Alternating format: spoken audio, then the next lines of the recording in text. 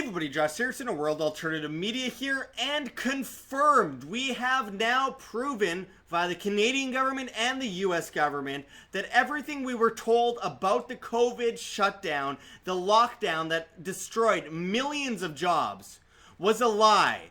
By science. We have the science in our hands. What more can we possibly ask for? We are going to go into some groundbreaking news today, but first make sure to hit that like button, check those links below, GoFundMe, Patreon, Subscribestar, join us on Flote.app as well as BitChute. Get off of YouTube. We are announcing our departure from YouTube very shortly, and when that will be and where you shall go, because seriously, they've demonetized us, they've destroyed us here on YouTube. There's no point to be on this site any longer. Of course, join our new newsletter at www.iambanned.com. Send your email through there, and make sure to keep up with everything we are doing here in independent media. We have been proven right from the beginning, and we will continue to be proven right, because we are basically just talking about basic economics and basic science. So anyway, let's get into this news, and make sure to share this on social media. As this Financial Post article says, Bank of Canada unleashes billions to aid economy in what will likely be most severe recession ever. Now, this article is from April 15th, 2020. So what has been the response of the Canadian government since this article came out? Since these basic economic facts came out? Well, it's been piling on more and more risks to the economy, more and more lockdown measures, more and more regulations, more and more taxes. It's insane. As this article says, coronavirus outbreak. Trudeau says there is consensus to keep Canada-US border restrictions in place. Consensus? Are you sure about that? I mean, I wasn't asked. I don't think most people were asked. And if they were, it maybe consensus by the government and establishment and a bunch of brainwashed people that watch, you know, mainstream media all day. As this says, coronavirus, Canada-US border shutdown extended to July 21st. The socialists really have shown themselves to be the most pro-border people there are. It's like history almost paints this picture pretty well to begin with, you know, communist Russia and China. Carrying on, it says, safe restart of Canadian economy will take 6 to 8 months, Freeland says. Well, wait a second. What about all those people that are starving right now? What about the biggest recession ever? What about the biggest global depression ever? What about all the people in bread lines right now? What about all the people that are getting illnesses because they can't get enough food? What about the children that aren't getting enough food? What about the people that are being locked down in their house, told they cannot work, they lose their job in their restaurant or whatever it might be, that business goes under, the employees don't have any money so they can't spend it into the economy, and people are getting loans from the Canadian government that they have to pay back. I mean, it's just, this is so tyrannical, so tyrannical. We have articles like this. Canadian economy can't fully relaunch until there's a vaccine, Economic Development Minister says. Okay, so they're holding that over our heads. If you don't get contact tracing apps on your phones that trace your every movement and every payment through some social credit system like out of China, and if you don't get vaccinated, you don't get a good credit score, you can't eat anywhere, you can't do anything. They're basically holding this all over our heads. If we want even an inch of freedom. We weren't free to begin with in Canada. And now, they're like, if you want that lack of freedom back to like some degree, you have to be forced vaccinated and traced everywhere. I mean, it's unbelievable. Well, check this out. This is from C2C Journal, and there has been confirmation that, as it says, the lockdown contrarians were right. Now, this is really important. I want to get into this. So as this article says, after being all but locked down since mid-March, Canadians are emerging to face the incomprehensible damage that has occurred in just 12 weeks. Besides the patients and valiant frontline workers who succumbed to the COVID-19 virus, shutting down large sectors of the economy caused thousands of lost businesses, millions of lost jobs, and billions, perhaps trillions, in lost savings. The Prime Minister's spending announcements delivered from in front of Rideau Cottage added more than $20 billion to our national debt per week. Unbelievable. As it continues, with the benefit of hindsight, let us examine two vital questions. Was confining much of the working age population the right decision? Well, obviously not, and we've been warning of this for months, and we predicted all of this in January. But, of course, we were crazy. We got demonetized for it, and they said that we were controversial. Well, now even the Public Health Agency of Canada is basically admitting that we were right, though we still won't get our monetization back. So check those links below, as I said before. But as it says here, according to Public Health Agency of Canada data, there had been 7,773 COVID-19 deaths in Canada as of June 7th. Federal Chief Medical Officer Theresa Tam has confirmed that 81% of them were linked to long-term care facilities. Of the remaining 1,482 deaths, most were people over the age of 70. Only 229 of the total deaths were aged under 60, and almost all of those had pre-existing health conditions. Clearly, for a healthy working-age person, the risk of dying from COVID-19 is significantly lower than dying by accident or from other diseases. As it continues here, it says, if Canada's working-age people hadn't been removed from the workforce, plus been subjected to such severe general restrictions, everything from being barred from medical and personal care appointments to canceling travel and being unable to go about their daily lives, nearly all of which involves economic activity of one sort or another, Canada's economy would have continued to function without the job losses, bankruptcies, and tragic social impacts, including mental health deterioration, suicides, and family violence, and without the need for the crippling increases in our national debt. In hindsight, keeping healthy working-age people away from their jobs, the first such quarantine ever undertaken, may be the most damaging decision in Canadian history. And it goes further into, did the shutdowns of surgical wards to prepare for COVID-19 victims cost more lives than were saved? And again, by the way, we were saying this January, February, March, April, May, June. Look at our videos. Several of them were just deleted from YouTube for saying this very thing that now the studies all show, because it was, one, basic economics. Basic. Like, unbelievably basic, like grade 3 basic economics. 2, because it was basic science. Epidemiology, we talked to epidemiologists, virologists, immunologists. We talked to hospital workers. I mean, the lie that we've been fed is greater than almost anything we've ever seen before. And I do want to bring up this chart that I brought up before, and this I've shown a few times. It shows non-lockdown versus lockdown. Deaths per million in non-lockdown countries in green, and deaths per million in lockdown countries in red. And you could see, of all the non-lockdown countries, Sweden had the worst mortality rate. But Iceland had 29 per million. Belarus had 10 per million. Taiwan had 0.3 per million. South Korea had 5 per million. Japan had 3 per million. Mexico had 14 per million. I'm in Mexico. I can attest for most of that. I mean, there was some level of lockdown, but nothing like the rest of the world. There's a certain level of individual responsibility among people to not spread anything, regardless of if it's a flu or COVID or whatever it might be. Now you see in the red here, the lockdown countries. Look at Belgium, 665, Spain, 525 per million, Italy, 463 per million. Of course, the USA had 193 per million versus, okay, Sweden, that's a one case. Well, Germany and the US are the one case where the few cases that they're lower than Sweden's rate, which did not lock down. But nonetheless, most of the countries that did not lock down had better rates. And now they're coming in saying, second wave, you watch, it's going to happen. It's just fear-mongering. It's not scientific. And carrying on, I mean, the CDC says themselves the same thing. I mean, the rates originally that the CDC gave us were about 3.5% to death rates. Well, the CDC now says that if generally your chances of dying from coronavirus, if you have it, are 0.26%. But if you take away nursing homes, it's 0.2%. But if you take away people under 50, then it's 0.1%, the rate of the flu. And if you add up all actual asymptomatic cases, which the World Health Organization says you cannot spread if you are asymptomatic for the most part, which goes against their original claim as well, then you have 0.04% chance of dying if you get it. If you don't have it, just generally speaking for all people, it's about 0.002%.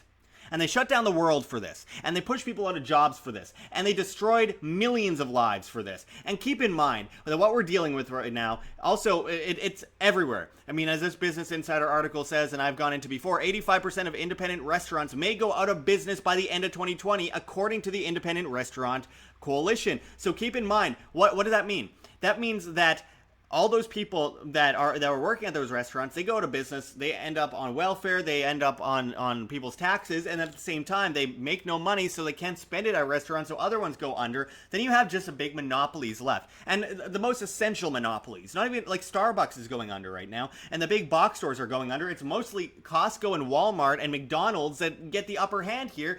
And it makes sense because they got the upper hand with regulations and taxes while small businesses were taxed to death. It makes me sick. And speaking of taxes, and look at this. This is true state-run BS media. The CBC News in Canada, complete state-run media. Why anyone would believe them is beyond me. It says, Albertans warming to idea of a provincial sales tax according to poll. What poll did you fill out? Just a bot that filled out, oh yeah, we want more taxes. Because, Albertans of all people definitely want more taxes. And on top of that, they definitely need more taxes when everyone's broke and completely bankrupted because of the shutdown and because of the fall of the oil sector. I mean, This is fraud. Absolute fraud. Let me pull myself up on the screen here for a moment. This is absolute fraud, what we're witnessing. And it will be written in history that the victors were not the state. The victors were not the tyrants. Eventually, people had enough and they rose up. As God is our witness, we will rise up against this insanity. How can people sit on their hands through all of this? We know the stats now show that it's almost impossible to get it from surfaces. It's almost so like the idea of like spraying chemicals on literally everything all the time is actually hurting our immune system. Viruses are already our immune system to attack itself. Our immune system doesn't attack the virus, it attacks itself. If our immune system's good, we survive pretty well without it leading to infections, pneumonia, bronchitis, things like that. But if we are stuck inside all the time, no vitamins, getting unhealthy food because we're broke, getting no sun, no vitamin D, no vitamin C, and you expect to fight off a virus easily while the only places your family members are allowed to go while they're all forced into a home with each other is to Walmart, what do you think is going to happen? Like, you're suddenly just hit by germs and you can't handle it? I'm not talking like COVID. I mean, they write COVID on people who have heart attacks, death certificates. That's well documented at this point. For bankrupt hospitals that are empty that need the money right now, they write COVID, symptomatic of COVID. Not even fully like tested COVID, but symptomatic. Oh, he was short of breath when he had leukemia and died. He must have had COVID. More reason to get more funding and more fear mongering. I mean, how could people still sit on their hands with all these studies that have come out? And now this idea of, I mean, they keep pushing off the opening with the U.S. month by month by month. It started off as like a week thing, and then a month, and then a month, another month, and another month. Again, in April, it was on the verge of the worst recession in history, and now they're still pushing this. And the only reason they would is if they benefit. Keep that in mind. Poverty, the masses on their knees begging for help, dependent, it's a perfect scenario for the government. Short term. Long term, it'll lead to an uprising. But short term, they make a lot of leeway with that. They will not get rid of the restrictions, all of them anyway, once this is over, quote unquote over. They will try to force vaccinate. By force vaccinate, I don't mean like literally force you to get it, but you won't be allowed to go eat at restaurants, go to public spaces, travel, do things that you need to do in your life without getting the vaccine. So basically, it'll ruin your life if you don't have one. So they won't force it at gunpoint. They'll just say you can't do anything if you don't have it. I hope people stand up to that. And then on top of that, the contact tracing and the military police in the streets. At what point do people stand up? Really? Really? Our friend Dan Dix of Press for Truth went out in Vancouver a month ago with 12 people to protest businesses being shut down because people weren't able to feed their families. They're called covidiots and selfish for some reason. But then they encourage people to go protest the Black Lives Matter thing, which fine, I'm actually for that. I'm not saying I'm against it, but it really shows a narrative in the media where that's okay in the thousands, but 12 people, they're idiots that want to kill grandma. And they will come out with a second wave. The second wave is BS. The second wave, they're going to say it's going to affect children, not just old people, and therefore it'll pull on people's heartstrings more, and it'll allow them to grow in their in their spread of tyranny even better. And Trudeau will love it, though he's just a puppet after all, but nonetheless, he'll love it. And keep in mind that Theresa Tam said years ago that she was all for forced vaccinating, rounding people up if they resisted and all that kind of stuff, putting them in prison. And going back to in the United States, for example, Dr. Fauci. Dr. Fauci was ahead of the Institute for Allergies and Infectious Diseases, which got millions of dollars in U.S. government grants for years at the Wuhan Institute of Virology to study coronavirus in bats. That's 96% similar to the novel coronavirus, which the whole idea of the study was to spread it to humans. So it's a bioweapon. I mean, and Dr. Fauci was directly involved in that. In any criminal case, that would be like, well, judge, this guy is like, he's got red paint on his hands.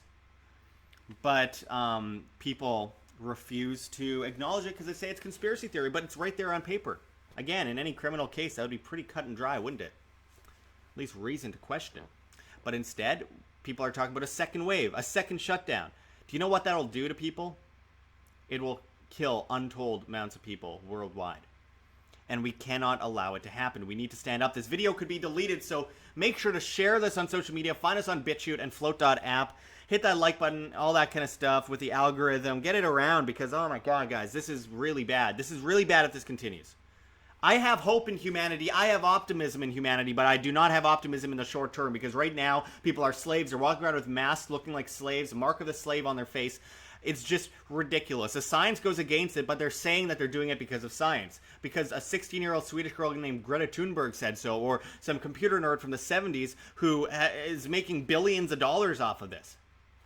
What happened to the left being against these big billionaire guys until it's like some guy who's one of the biggest billionaires and is making a fortune off of this? Whatever happened to them being against these people? Suddenly, the scientists that are actually coming out saying this is nonsense, they get censored and deleted off of YouTube and other places. And then you have people who have no medical degree that make billions off of this and have huge lawsuits for killing a bunch of people with vaccines, like Bill Gates. And they're the ones that we listen to, and a 16-year-old Swedish girl? Seriously. At what point are we not going to say, wow, this is clearly the Twilight Zone. This is clearly a Black Mirror episode. What the hell? Anyway, I'm getting mad, so I'm going to get going. But make sure to hit that like button and share. And find us on BitChute as well as Flote.app as well as Library. We're at Wham on Library. We just backed up all of our stuff there. And just find us on Minds and those other things as well. I really appreciate it. We're on Hive. We're on Steemit. You know, all the different alternatives. So, and GoFundMe, Patreon, and Subscribestar make a huge difference. A lot of people have pulled their pledges lately because of the economic conditions, and we really need it now more than ever because we have been bankrupted by YouTube for daring to speak the truth. But I do not negotiate with terrorists. Terrorists being people who spread ideology via fear. So I will not stand down. I will never stand down, and they will have to kill me before I ever shut up. You can take that to the bank. Anyway. I appreciate everyone joining us, and be vigilant, my friends. Until next time, this is Josh Sigurdson signing out from World Alternative Media. Find the truth, be the change.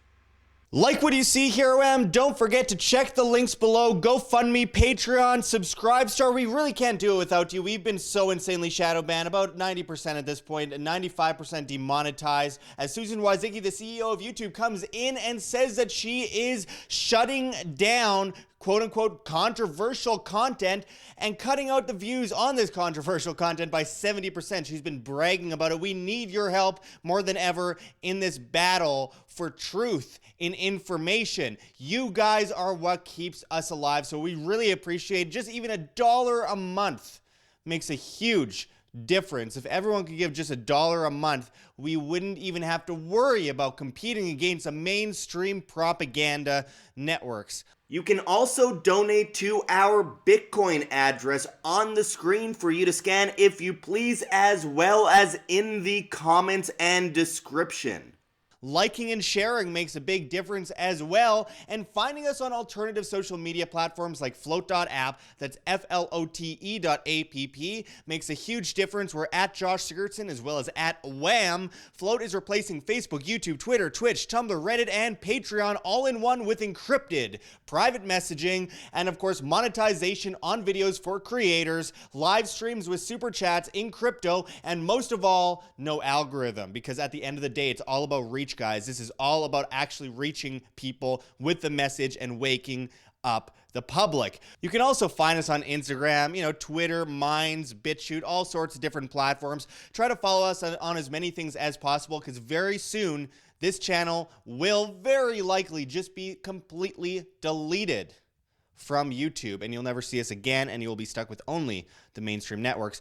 Also, come on out and see us at Anarcho Vegas 2020 in Las Vegas, Nevada in July, where such speakers such as G. Edward Griffin and many others will be speaking. You could use promo code WHAM on your VIP tickets and save 10%, as well as buy extremely cheap tickets for just $20.20. You won't find a cheaper conference than this with such amazing names. Check anarchovegas.com for more information on that. We hope to see you out there. And anyway, I really appreciate all of you guys joining us. You make it possible for us to survive in this volatile, propagandized climate.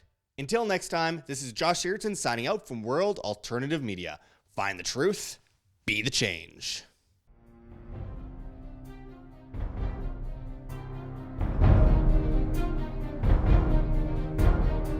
I'm sure you have already changed people's minds in your young age because you're involved, and I like that.